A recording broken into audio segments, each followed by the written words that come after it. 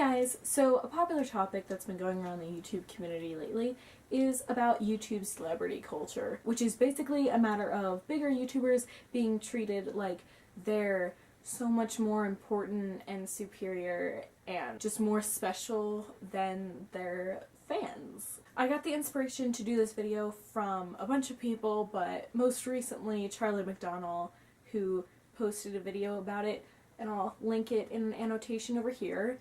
And he was kind of doing a video response to a girl named Vicky, who I will link in an annotation over here. And you can go watch their videos on it because that's what I'm going to be basing a lot of my discussion on. So basically, people have been worrying about the gap between YouTube content creators and YouTube consumers, and how it's just a bit weird and makes a lot of the big YouTubers uncomfortable and all the things like that. An idea that Vicky brought up in her video was that maybe not all the blame should be on the crazy fans that the YouTubers talk about so much. That maybe part of the problem might lie within the YouTube content creators. I can see both sides because, you know, the fans of YouTube content creators will talk about how they're so relatable because they've gone through depression and social anxiety and things like that, and that makes them easier to connect to, but then they go around and call that person perfect and they idolize them, and it's a very uncomfortable position for the YouTube content creators. But on the other hand, YouTube content creators kind of put themselves on that pedestal that separates them from their viewers. And I feel like if we as a group, including viewers and content creators, want to close that gap, then the responsibility is on both sides. If YouTube content creators don't put themselves on that pedestal for their viewers to idolize them, then there wouldn't be that much of a problem. And I know it's not a conscious decision, but it's something that can be avoided. A personal experience I've had that kind of represents this idea is I met one of my favorite YouTubers, and it wasn't at VidCon or Playlist or any other YouTube gathering. I just met her in my everyday life. Basically, I found out that this YouTuber, Manic Mads, whom I will link to on the screen, was a graduate from the high school that I'm currently attending, and I thought that was really cool, so I tweeted her, and I was like, I think we went to the same high school, and we talked about it a little bit, and she was planning on coming to one of the shows for the musical that I was a part of in stage crew.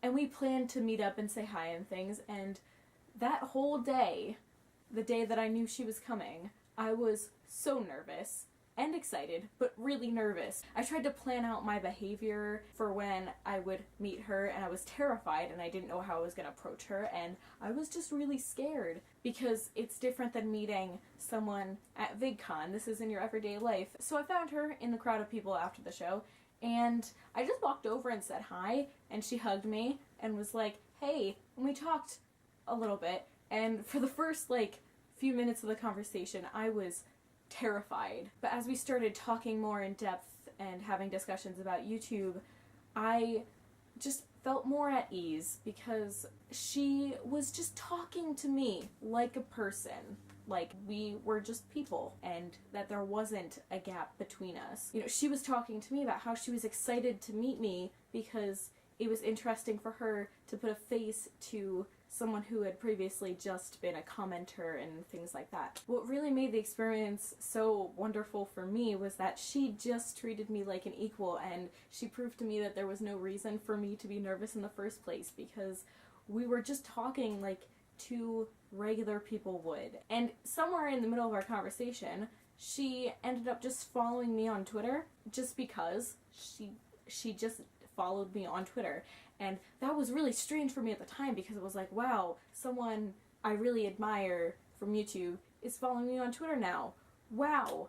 And then I realized that's not a weird thing. Some YouTubers treat follows and DMs on Twitter as a privilege. So if they message you or follow you, you should get excited about it because they don't follow that many people, and they'll make a big deal about going on follow sprees. And that's where my astonishment came from because I was so not used to cool YouTubers just following people that aren't as big on YouTube as they are. And to reiterate something that Charlie said in his video, it seems like big YouTubers are only really interested in being friends with other big YouTubers. Whereas Madeline had already kind of started treating me like one of her friends, despite the fact that she has 60 times more YouTube subscribers than I do. And for days after I met her, I just kept thinking about how special I felt because I met her. But recently I realized she didn't make me feel special.